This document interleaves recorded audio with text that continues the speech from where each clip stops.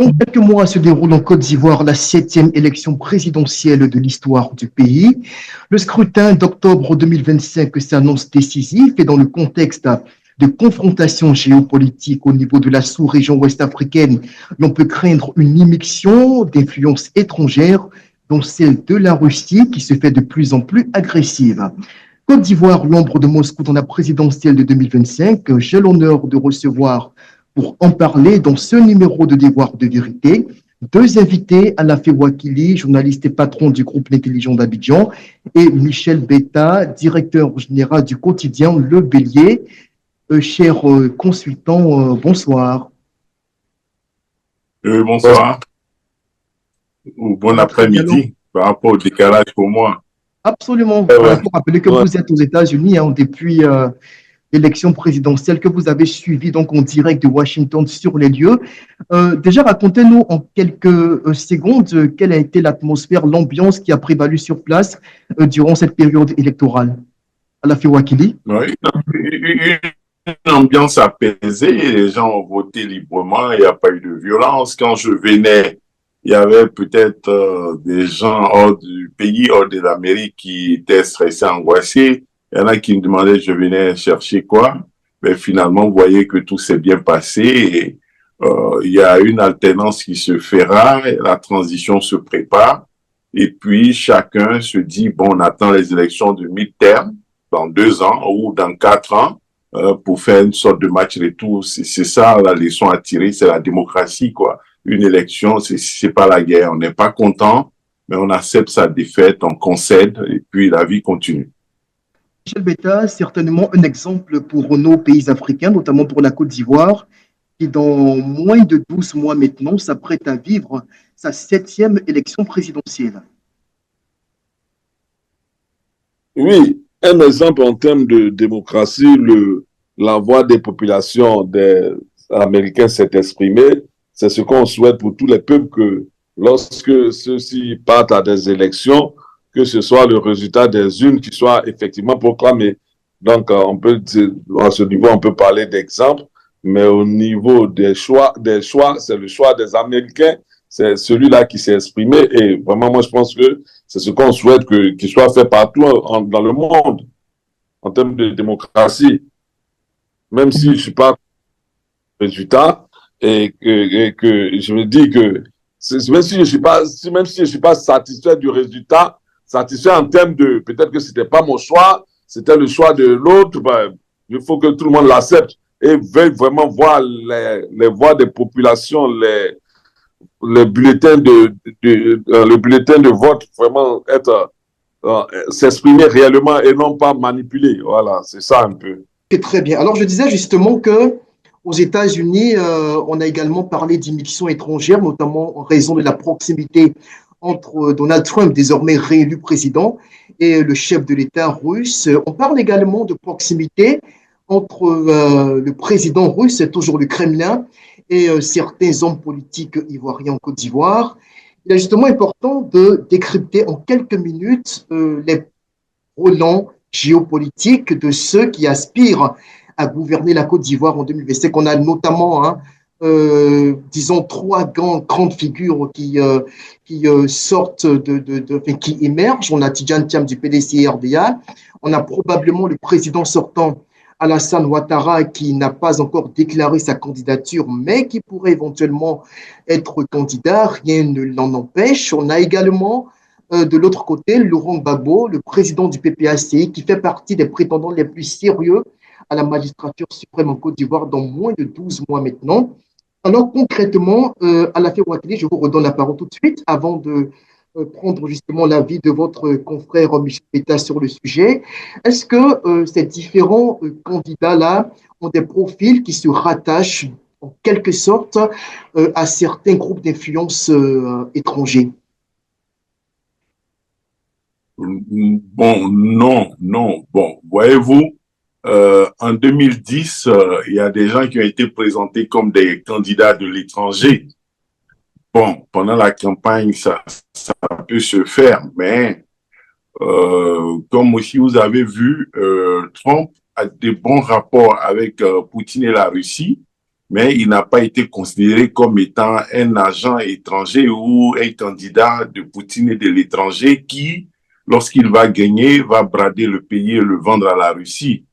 Bon, on peut certainement avoir des contacts, des relais, des partenariats, mais cela ne signifie pas en Côte d'Ivoire que Alassane Ouattara, Tidiane Thiam ou Laurent Gbagbo va brader le pays. Non. Maintenant, s'il y a des soupçons, s'il y a des accusations, ça devrait rester dans les accusations et non, et pas au-delà. Autrement, il faudrait peut-être donner des preuves de collusion de ces candidats, de ces personnalités avec des présences, des puissances étrangères au détriment des intérêts et de la souveraineté de la Côte d'Ivoire. Je n'ai pas cette impression et je n'ai pas ce sentiment à ce stade des choses. Très bien. Alors, Michel Betta, quand on observe le paysage géopolitique sous-régional, on a l'impression que de plus en plus, les dirigeants de la sous-région, qu'ils soient putschistes ou démocratiquement élus, ont des accointances avec des puissances étrangères. Au niveau de l'AES, il y a de notoriété que les pays, le Burkina Faso, le Niger et le Mali sont gouvernés par des militaires qui sont idéologiquement proches de la Russie. Au niveau du Golfe de Guinée, on a des régimes qui sont plus ou moins proches de l'Occident. Est-ce que parmi les candidats que nous avons, surtout les têtes fortes qu'on vient juste de citer tout à l'heure, en l'occurrence Alassane Ouattara, Tidjane Thiam, Laurent Gbagbo, même si Ouattara, il faut le dire, n'a pas encore déclaré sa candidature, est-ce que parmi ceux-là, vous décelez des accointances éventuelles avec des puissances étrangères? Oui, moi, contrairement à mon co-débatteur, à la fait, moi, je pense que c'est un fait. Les puissances étrangères même s'imposent, elles tentent de s'imposer dans le jeu. On le voit souvent avec la France, on le voit souvent aujourd'hui avec la Russie dans certains pays. Donc, il va de soi que cela sera visible en Côte d'Ivoire et cela va se faire en Côte d'Ivoire. Maintenant, quant à savoir qui va jouer le jeu de l'un ou de l'autre. Bon, là, pour l'instant, on sait que Alassane Ouattara, son acquaintance avec la France est connue. Il a toujours pris fait cause pour les causes que la France défend, au point que aujourd'hui, vis-à-vis de la Russie, on se retrouve dans le camp de la France, c'est-à-dire on est même taxé de faire la guerre à la Russie plutôt que d'être de ceux qui concilient les positions et d'être à équidistance des querelles entre la Russie et l'Ukraine. Donc, je crois que sur ce plan-là, le président Alassane Ouattara, sa position est tout à fait connue. Maintenant, quant à savoir il peut basculer d'un autre camp, je ne crois pas. Lui, aujourd'hui, il est presque vu, et cela par sa démarche, par ses postures, par sa prise de position, comme celui qui est l'épicentre des intérêts français dans la sous-région et même dans son pays. Donc, je crois que pour cela, je ne me fais pas d'illusions, lui sera toujours de ce côté-là. Maintenant, les autres candidats que sont potentiellement Tidjane Thiam et Laurent Gbagbo, peut-être que eux, si éventuellement ils sont élus, bon, ils seront ceux qui pourront garder un peu cette neutralité dans le jeu géopolitique qui se joue. Parce qu'il ne faudrait pas se leurrer. Moi, je pense qu'il est mieux pour la Côte d'Ivoire et pour tous ceux qui veulent diriger aujourd'hui le monde, notamment en Afrique, de garder son autonomie vis-à-vis des conflits d'intérêts que se livrent les puissances mondiales. Il faut garder son autonomie et avoir une posture qui puisse fédérer toutes les positions et s'allier permettre de multiplier ses partenaires sans se sentir obligé de faire plaisir à un camp au détriment d'un autre. Et ce sera l'avantage pour l'Afrique aujourd'hui. Parce que les pays n'ont pas d'amis, les pays n'ont que des intérêts. Et quand tu vois un peu nos relations avec la France, nos relations avec la Chine, nos relations avec la Russie doivent être les mêmes, à mon sens. encourager chacune des grandes puissances à venir s'allier à nous pour nous aider dans notre volonté d'aller plus loin dans le développement, de gagner encore plus de gagner un peu plus de développement et de bien-être pour nos populations. Et moi, je pense que c'est pourquoi aujourd'hui, il faut vraiment souhaiter que quelqu'un qui puisse garder cette neutralité-là soit à la tête de la Côte d'Ivoire. Très bien. Alafé Ouakili, est-ce que vous me Si vous permettez? permettez, Allez-y. oui, si vous permettez, je voudrais réagir. Voyez-vous, lorsque le président Ouattara, d'ailleurs, je l'ai rappelé tout à l'heure, était candidat, on disait qu'il était le candidat de l'étranger, ou peut-être même le candidat étranger. Il n'était pas encore élu, on disait qu'il était le candidat de l'étranger, pour ne pas dire le candidat étranger. Mais pendant ce temps, Laurent Gbagbo était au pouvoir. Mais dites-moi si le président Laurent Gbagbo a eu une politique hostile à la France. Lorsque Ouattara a été élu président, on le présente comme sous-préfet de la France. Mais est-ce que Gbagbo était un Français? En quoi la Côte d'Ivoire était en conflit sous le président Laurent Gbagbo avec la France? En dehors de la crise post-électorale, en dehors du conflit qui a commencé simplement parce que la France a estimé avec la CI une partie des Ivoiriens que Laurent Gbagbo n'avait pas gagné. C'est en ce moment-là qu'ils sont devenus anti-français. Donc, il ne faut pas entretenir des théories et dire que le président Ouattara, président de la Côte d'Ivoire, serait à la solde de la France, comme si le régime précédent était un régime qui était opposé en réalité à la France en dehors des discours bidons et des mobilisations. Un. Et deux, on souhaite, il pense qu'aujourd'hui, oui, peut-être il y a eu le conflit passé qui a peut-être radicalisé Gbagbo, qui a fait qu'il est devenu un homme dessus de la France à qui il a tout donné, en donnant des milliards à Chirac à l'époque, ce qu'on sait, en donnant peut-être des marchés à Bolloré, à Bouillatou. Malgré ça, la France l'a lâché. Peut-être aujourd'hui, il est aguerri. Il s'apprête peut-être à mener une politique anti-française ou de neutralité. Oui, ou de neutralité qu'il souhaite. Mais la Côte d'Ivoire aussi a sa posture de neutralité. La Côte d'Ivoire, le premier partenaire économique et commercial de la Côte d'Ivoire, c'est la Chine. Ce n'est même pas la France. Et puis après, il y a d'autres pays. La France fait partie des troisièmes. Elle n'est pas le premier partenaire de la Côte d'Ivoire. Maintenant, M. Thiam et le PDCI, on attend d'eux d'être neutres vis-à-vis de la France. Comme M. Thiam est en train de renoncer à sa nationalité française, peut-être il a terminé, mais il n'a pas encore terminé. Il est français lui-même. Il va être vis-à-vis de cette France-là dont il a encore la nationalité. Il faut pas. Moi, je n'ai pas voulu entrer dedans. Et c'est lui qui dit que les puissances étrangères interviennent. Mais quel est le meilleur moyen de soumission qu'un individu peut avoir vis-à-vis d'un pays si ce n'est pas la nationalité de ce pays? On aura l'occasion. Il ne faut pas penser que le problème, c'est seulement.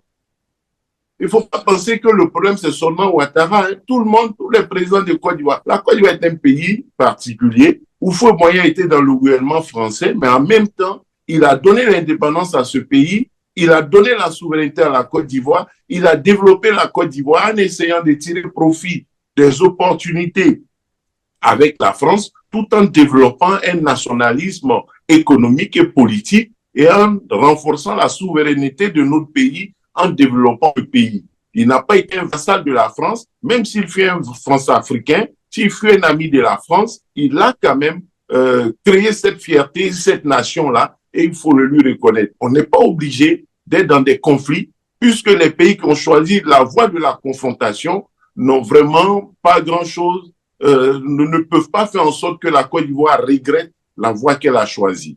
Absolument. Justement, je pense qu'il y a un aspect sur lequel il faudrait revenir. On parlait tout à l'heure de montée en puissance de la Russie dans la sous-région, dans certains pays, notamment les pays sahéliens. Et il y a auprès d'un des candidats déclarés donc à la présidentielle, mais qui pour le moment techniquement reste inéligible. Je parle précisément de Laurent Gbagbo, donc candidat du PPACI, un homme, l'un de ses cadres, en la personne de Awadon Melo. Awadon Melo, qui est le représentant Afrique pour les BRICS, donc nommé par le Kremlin. Michel Betta, j'en viens à vous, si vous êtes disponible. Justement, là-dessus, sur la présence de Awa Dombello auprès de Laurent Gbagbo, est-ce que cela confirme les soupçons de collusion entre le candidat du PPACI et la Russie? D'autant plus que l'on sait très bien qu'au nom d'un prétendu souverainisme, Laurent Gbagbo lui-même adoube les régimes putschistes du Sahel.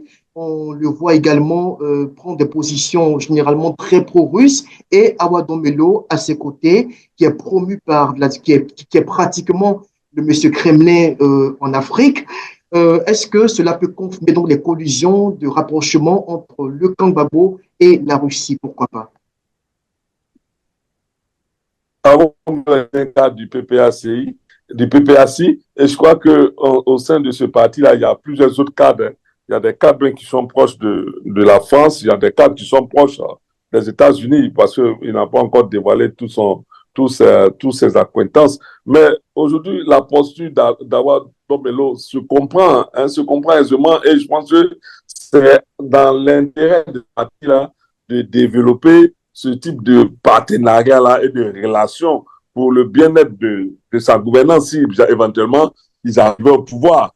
Donc pour moi, ça ne dit pas que forcément qu'ils vont se couper des autres, mais ce que je dis et je veux répéter, c'est-à-dire contrairement au président Ouattara, dont la posture française est totalement connue et les prises de position en faveur, contre ceux qui sont ceux qui ne s'entendent pas à la France sont connus. Ce n'est pas le cas des autres. Les autres, même s'ils ont des relations à la France, ils feront de garder leurs relations avec même les ennemis de la France, si je peux l'exprimer ici. C'est de cela qu'il s'agit. Qui est idéologiquement proche de la Russie, comme Laurent Gbagbo, qui soutient les régimes de l'AES, Laurent Gbagbo qui adoube les positions pro-russes. C'est bien connu aussi, hein, Laurent Gbagbo, qui semble être proche de la politique russe en Afrique. La de l'AES, moi, je ne pense pas que ce soit le bon terme. Aujourd'hui, pour ne pas se leurrer, il y a une partie de l'opinion, hein, que ce soit national en Côte d'Ivoire, que ce soit dans la sous-région, qui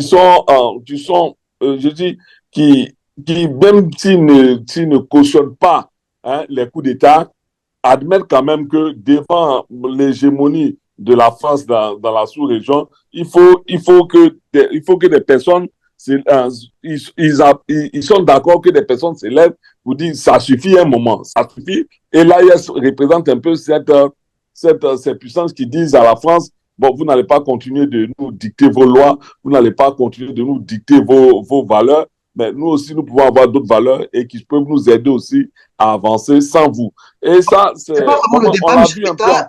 Excusez-moi, c'est pas vraiment le débat, mais de façon concrète, peut-être en une minute, en quoi est-ce que la France impose son dictat, par exemple, au pays de l'AES? Oh, imposer. Quand je dis impose, c'est imposer. Ouais, mais concrètement, comment est-ce que cela se manifeste? Mais au niveau des élections, au niveau des passations des marchés, au niveau de la présence des entreprises et tout cela, on le voit. En fait, moi, je dis, il ne faut pas qu'on se leurre. Il ne faut pas qu'on se voile la face. De façon subtile, ce dictat-là existe. Peut-être, comme Alapé le disait, il dit non, la France n'est pas le premier partenaire de la Côte d'Ivoire, c'est vrai, mais en termes de relationnel, contrairement à la Chine, la France a plus de relations avec la Côte d'Ivoire que les autres pays. Les autres pays en termes économiques. Parce qu'il y a de certains même marchés, même chinois, qui s'ils doivent se faire ici, passent forcément par la France. C'est des choses, on le dit, on le sait, c'est connu, mais en fait, non, vous savez, dans le monde dans lequel nous sommes, il y a des non-dits qui se font, hein, sans que vous puissiez avoir des preuves ou bien des choses écrites. Donc, c'est des choses dont on tient compte dans l'approche analytique. Donc, je pense que c'est pas toujours tout qui se voit à l'œil nu, mais tout se voit dans le relationnel. Donc, c'est pour dire que la France l'a fait pendant longtemps. Aujourd'hui, les populations en sont un peu excédés et on le voit avec les régimes de l'AES qui aujourd'hui sont adoubés par une partie de la population. Ça vous dit que, quoi qu'on dise, cette présence française-là est réelle. Et peut-être que les peuples, certains peuples africains, l'homme des moindres, en ont assez et c'est les réactions qu'on voit avec l'AES et autres. Pour dire que ce soit Laurent Gbagbo, que ce soit Tidjane Thiam, contrairement à Ouattara, on peut avoir une marge de manœuvre vis-à-vis de la France que de rester dans le giron français et avec après 64 ans, il faut qu'on essaie d'aller aussi avec tous ceux qui peuvent nous aider et non pas rester le pays qui est tout à la France. Voilà. Alors, malheureusement, le temps qui nous était parti est pratiquement à son terme. À la fin, Wakili, en 2 minutes, est-ce qu'avec Laurent Gbagbo, de retour au pouvoir et la promotion de Awadon Melo auprès du Kremlin, la Côte d'Ivoire serait sur le point de basculer dans le giron russe en quelques minutes? Bon, non, il ne faut pas nourrir des fantasmes et entretenir des peurs peu fondées. Hein.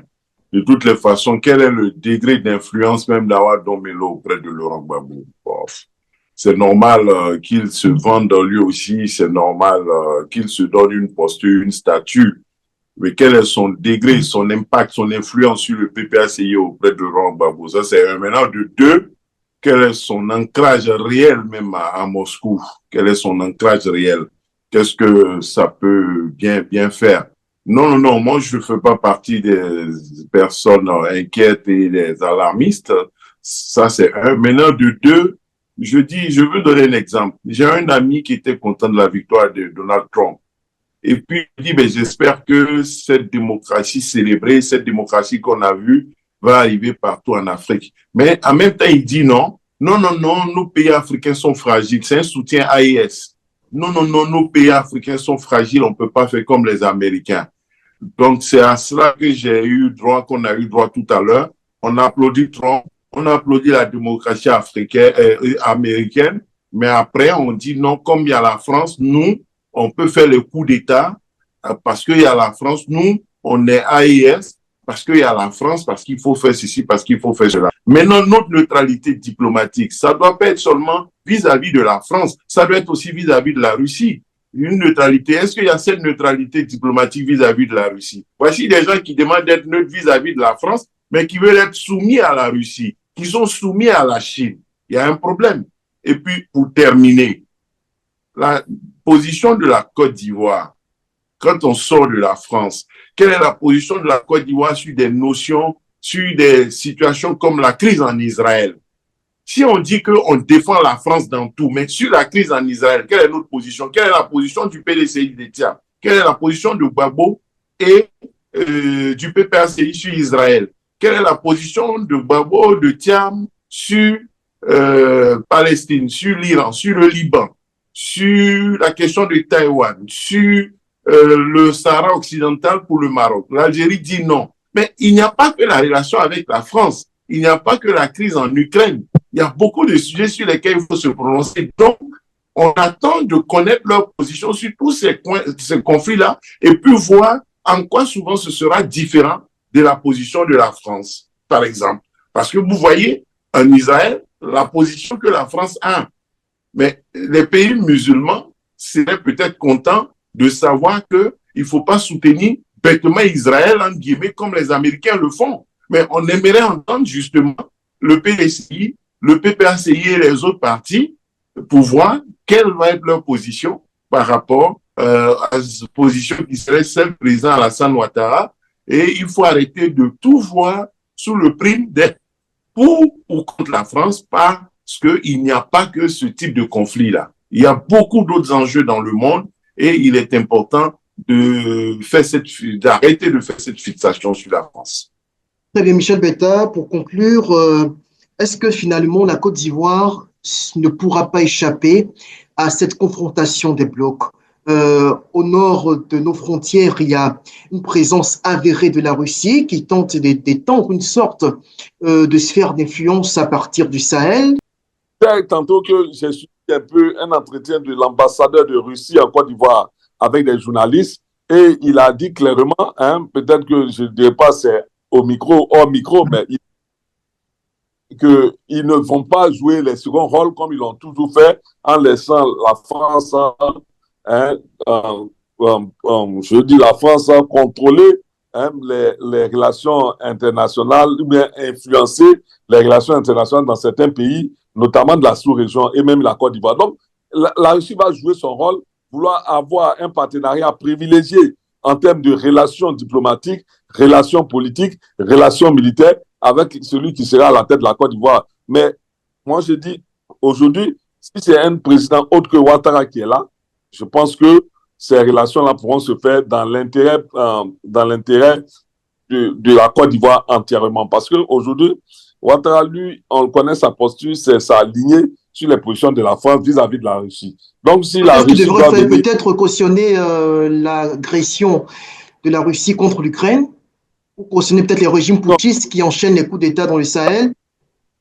Je ne sais pas si vous avez les mêmes, je dis, le même narratif, agression. C'est des thèmes, aujourd'hui, quand tu écoutes l'actualité dans d'autres pays, tels que la Russie elle-même, les chaînes russes, les chaînes pro-russes, ce n'est pas le thème qui est utilisé. Donc, ces thèmes-là même, ça vient du narratif des puissances occidentales, notamment la France, agression. Donc, on parlera d'agression de tel en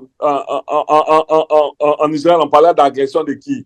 Dans les autres conflits, on parlait d'agression de qui? Non, il faut arrêter les thèmes qui donnent l'impression qu'on a déjà choisi son camp. Il faut analyser les choses à froid et prendre une position qui privilégie l'intérêt de la Côte d'Ivoire. Et dans ces genres de conflits, l'intérêt de la Côte d'Ivoire serait la neutralité. La neutralité en ce sens que ces conflits ont des sources lointaines que peut-être même nous n'arrivons pas à contenir, nous n'arrivons pas à maîtriser. Quand vous regardez des milliards qui sont dépensés dans les conflits-là, tu sais que ce monde occidental qui a tout intérêt à voir que l'Ukraine se sépare de la Russie aujourd'hui pour contrôler l'Ukraine, veut avoir un point d'ancrage dans ces zones proches de la Russie.